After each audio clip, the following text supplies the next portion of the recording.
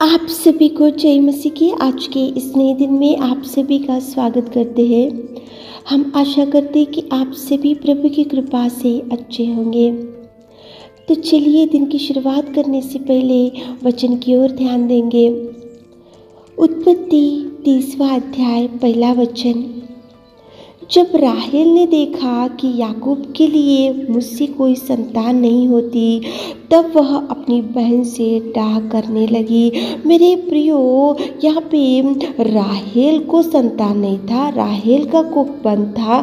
राहेल बांझपन से पीड़ित थी और राहेल देखो उसकी कोई संतान नहीं थी, लेकिन वो उसकी बहन को देखकर डाह करने लगी। उसकी बहन को देखकर कुछ कुछ बातों से चुभाते गई। उसकी बहन को देखकर वो जेलसी फील होते गई। क्यों फील होती गई? क्योंकि राहेल का कोख बंद था, राहेल की कोई संतान नहीं था और राहेल बांझपन से थी और राहेल का देखो कोई संतान नहीं था। लेकिन देखो यहाँ पे राहेल प्रभु को पुकारना था, यहाँ पे राहेल प्रभु से विनती करना था, यहाँ पे राहेल प्रभु से निवेदन करना था, यहाँ पे राहेल प्रभु के चरणों को पकड़ना था, यहाँ पे राहेल प्रभु से ही मांगना था संतान। लेकिन ये उसका जो कमजोरी, उसके जीवन में जो बांझपन था, उसके जीवन में जो कमी घटी थी राहेल, वो सब कुछ उसने बाजू में रखा और उसकी बहन जो लिहा थी उसको देखकर डाह करने लगी, उसको देखकर मजाक उड़ाने लगी, उसको देखकर बातों से छुपाती गई और उसको देखकर जेलसी फील होती गई। मेरे प्रियो, आजकल परिवार में भी ऐसी हो रहा। खुद का एक ही परिवार में रहते हैं, भाई को बहन से नहीं पड़ता और बहन को भाई से नहीं पड़ता। एक ही परिवार में रहते हैं, एक में से गले लगाने वाले, एक में से प्यार से रहने वाले, एक में को अंडरस्टैंडिंग होते हुए एक में से प्यार से एक ही परिवार के भाई बहन, लेकिन मिलके रहने के लिए आजकल बहुत मुश्किल हो गया। क्योंकि देखो लोगों में जेलसी बहुत होती जा रही। मेरे से भी मेरा भाई अच्छा पढ़ता है, मेरे से भी मेरी बहन बहुत खूबसूरत है, मेरे से भी मेरी बहन को अच्छा जॉब मिला है और मेरा भाई अच्छे से सेटल हो गया है। ये सब कुछ सोचते हुए लोगों को जेलसी ज़्यादा होती जा रही है। एक में को देखकर बहुत डाह करते हुए जेलसी फील होते जा रहे, इसलिए आत्मिक जीवन में आगे नहीं बढ़ पा रहे। मेरे प्रियो, यहाँ पे राहेल का कोख बंद था तो राहेल प्रभु के मार्ग को चुन लेना था, प्रभु के पास ही जाना था, प्रभु से दुहाई करना था, प्रभु से बैठना था और प्रभु को प्रार्थना करना था। लेकिन वो सब छोड़ दी राहेल और उसकी बहन जो लिया, उसको कोख प्रभु ने खोला, उसको संतान दिया, तो इसको उसके ऊपर जेलसी शुरू हो गया। उसके ऊपर देखो अनेक प्रकार की डाह करना शुरू हो गया, उसके ऊपर निंदाएं डालना शुरू हो गया, उसका बातों से उसको चुभाना शुरू हो गया। ये सब कैसे आता है? जब एक व्यक्ति को देखकर जेलसी फील होता है। देखो बाइबल में भी दो भाई लोग थे, कैन और हाबिल।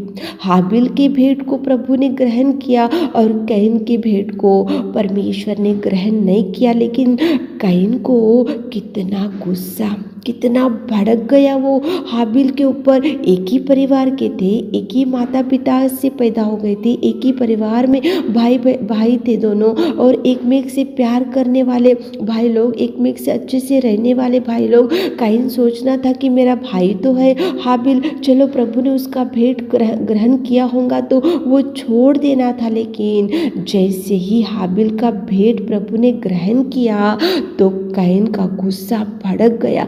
कैन को उसके ऊपर गुस्सा आया और वो भड़क गया और एक दिन हाबिल को मार दिया। कितना गुस्सा देखो कहाँ तक लेकर जाते ये जेलसी फीलिंग, कितने लाइफ को स्पॉइल कर देता। देखो ये जेलसी और ये गुस्सा और एक में के ऊपर द्वेष भाव, एक में के ऊपर कपटी से रहना, एक में को देखकर जेलसी फील होना, और ये सब बहुत ही परिवार में नष्टों का सामना करना पड़ता। मेरे प्रियो, हाबिल को मार दिया, उसका जान भी ले लिया। एक ही कारण, हाबिल का भेंट प्रभु ने ग्रहण किया, कैन का भेंट प्रभु ने ग्रहण नहीं किया, इसलिए वो भड़क गया, उसको गुस्सा आया और उसको लगा एक दिन मेरे भाई को मैं मार डालूंगा। तो उसने प्लान बनाया और एक दिन उसको मार दिया। यहाँ पे राहेल भी देखो, उसकी बहनी थी लिया, एक ही परिवार के थे, एक ही पिता के बच्चे थे, एक ही घर के थे, एक ही घर में रहने वाले थे, लेकिन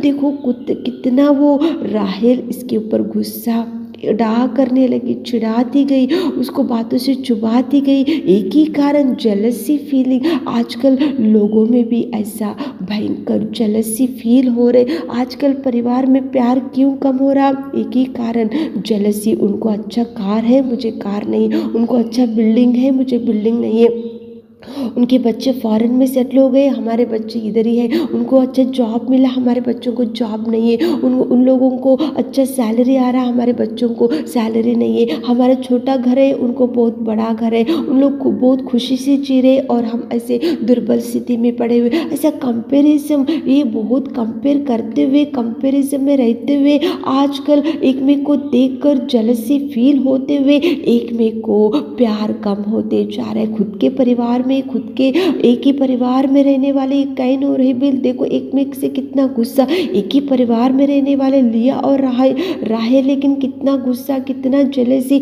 आजकल परिवार में क्यों प्यार कम हो रहा?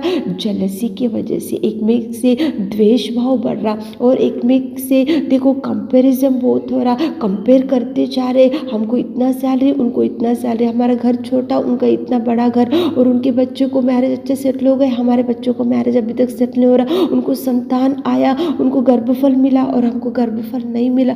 अनेक प्रकार के जेलसी में आज विश्वासी भाई बहन लोग भी रहते जा रहे मेरे प्रियो। लेकिन प्रभु आपसे बात कर रहा है, जेलसी फील मत दो। जेलसी करने से प्रभु आपके देखो कार्यों को सफलता नहीं देता, आपकी प्रार्थना का जवाब नहीं मिलेगा मेरे प्रियो। किसी के ऊपर जेलसी फील मत दो। किसी कितना भी डेवलप आपके घर वाले हो रहे होंगे तो होने दो। प्रभु आपका भी दिन एक दिन आएगा, प्रभु आपको भी देखेगा एक दिन और उनसे भी अच्छा श्रेष्ठ प्रतिफल आपको देगा, उनसे भी अच्छा उत्तम स्थान में प्रभु आपको रखेगा। लेकिन आपका भाई डेवलप हो रहा हो तो होने दो, आपकी बहन डेवलप हो रही होंगे तो होने दो, आपके ससुराल वाले डेवलप हो रहे होंगे तो होने दो, आपके मायके वाले डेवलप हो रहे होंगे तो होने दो, आपके आजू बाजू वाले डेवलप हो रहे होंगे तो होने दो। लेकिन किसी के ऊपर जेलसी मत आप दिखाओ, किसी की भी आपको कंपेयर मत करो और किसी को भी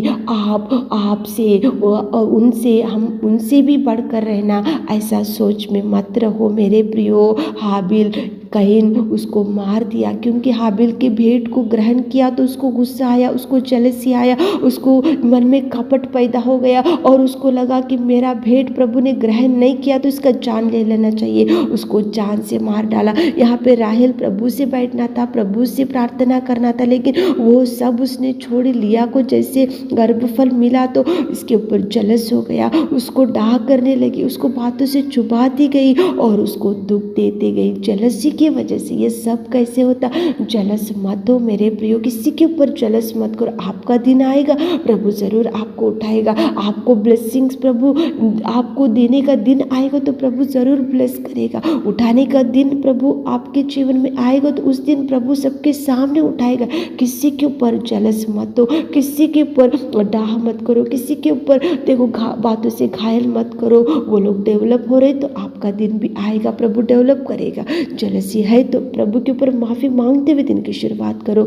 ईर्ष्या किसी के प्रति है तो प्रभु के पास बैठकर माफ़ी मांगते हुए प्रभु से आप दिन की शुरुआत करो। किसी को देखकर डाह करते जा रहे होंगे तो प्रभु को माफ़ी मांगते हुए दिन की शुरुआत करो ताकि प्रभु आपको भरपूरी दे सके। आमीन है मेरे खुदावंत प्रेमी परमेश्वर पिता।